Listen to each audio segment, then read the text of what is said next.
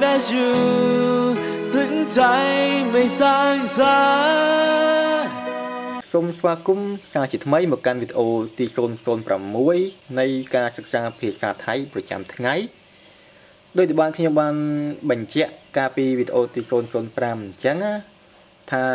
វីដេអូទី006នេះយើងនឹងរៀនអំពីផ្នែកថ្មីនៃការសិក្សាភាសាថៃប្រចាំថ្ងៃរបស់យើងហើយថ្ងៃនេះដែរខ្ញុំចង់លក្ខណៈថា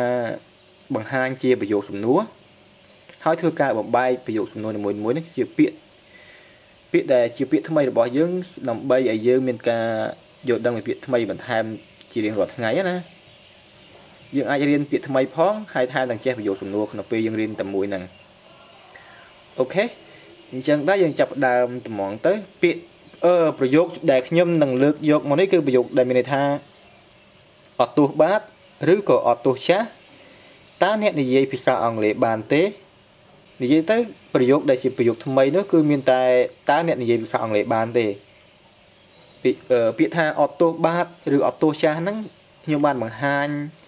រួចមកហើយនៅវីដេអូមុនហ្នឹងយើងអាចធ្វើការឆែកមើលបានអញ្ចឹងខ្ញុំសូមផ្សំប្រយោគទាំងអស់គឺ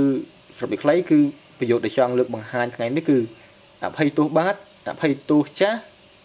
ឬក៏អត់ទោសបាទអត់ទោសចាស់ហ្នឹងតើអ្នកនិយាយភាសាអង់គ្លេសបានដែរទេក្នុងភាសាថៃយើងអាចនិយាយបានថាខុសโทษក្រាប់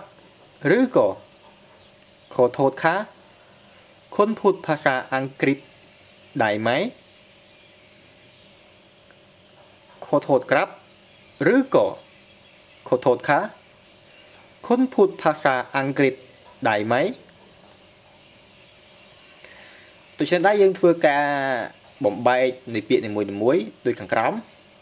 ពីដំបូងគឺពាក្យខុសโทษក្រាប់ខុសโทษខាហ្នឹងយើងដឹងហើយអញ្ចឹងយើងមិនចាំបាច់ធ្វើការបំបែកទៀតក៏បានដែរព្រោះអីវាជាលក្ខណៈពាក្យចាស់អញ្ចឹងយើងចូលចាប់ដើមទៅដល់ពាក្យគុណនេះខ្ញុំបានលើកបញ្ជាក់ពីមុនមកហើយដែលស្មើនឹងអ្នកពាក្យថ្មីសម្រាប់ប្រយោគនេះគឺមានដូចជា put វាស្មើនឹងពាក្យខ្មែរថានិយាយពាក្យទី2គឺភាសា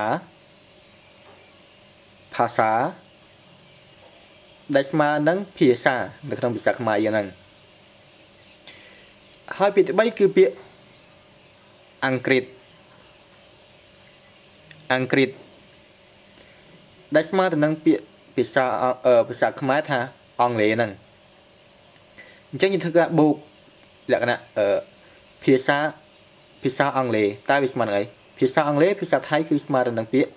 ភាសាអង់គ្រីត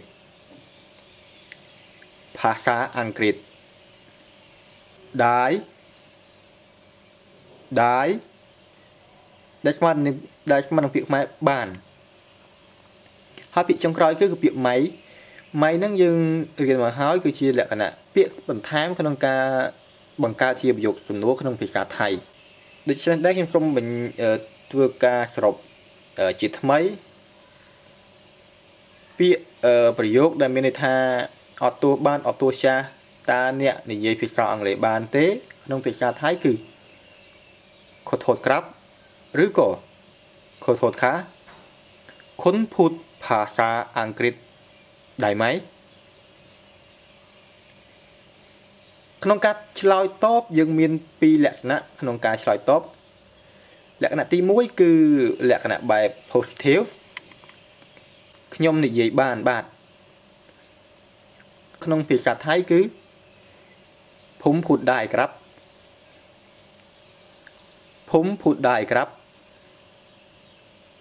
ហើយនឹងលក្ខណៈប្រយោគការឆ្លើយតបលក្ខណៈ negative គឺខ្ញុំមិនអាចនិយាយបានទេผมพูดไม่ได้ครับ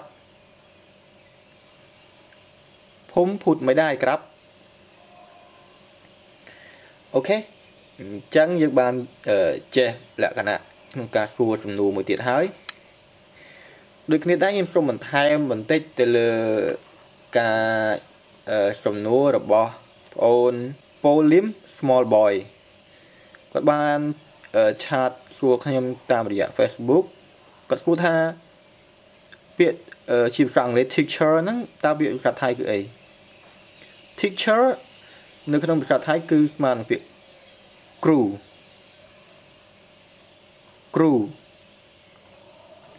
ហើយពាក្យមួយទៀតគឺ lecturer គឺស្មើនឹងពាក្យអាចារ្យគឺពាក្យគ្រូហ្នឹងគឺវាដូចនឹងពាក្យខ្មែរយើងដែរគ្រូភាគច្រើនគឺនិយាយដល់ទូទៅគេប្រើពាក្យគ្រូហ្នឹងគឺសម្រាប់អ្នកដែលបង្រៀននៅតាមកម្រិតវិទ្យាល័យចុះក្រោមណាពេលសម្រាប់គ្រូដែលលក្ខណៈជា lecturer សម្រាប់គ្រូដែលបង្រៀននៅតាមសាកលវិទ្យាល័យគេប្រើពាក្យអាចារ្យបាយគេមិនបែងចែកតែគ្រូស្រីគ្រូប្រុសទេគឺអាចារ្យហ្នឹងលក្ខណៈជាទូទៅដែលគេប្រើពាក្យអាចារ្យហ្នឹងគឺប្រើបានជាលក្ខណៈទូទៅអរគុណដែរសម្រាប់ការតាមដានជួបគ្នានៅការវីដេអូ007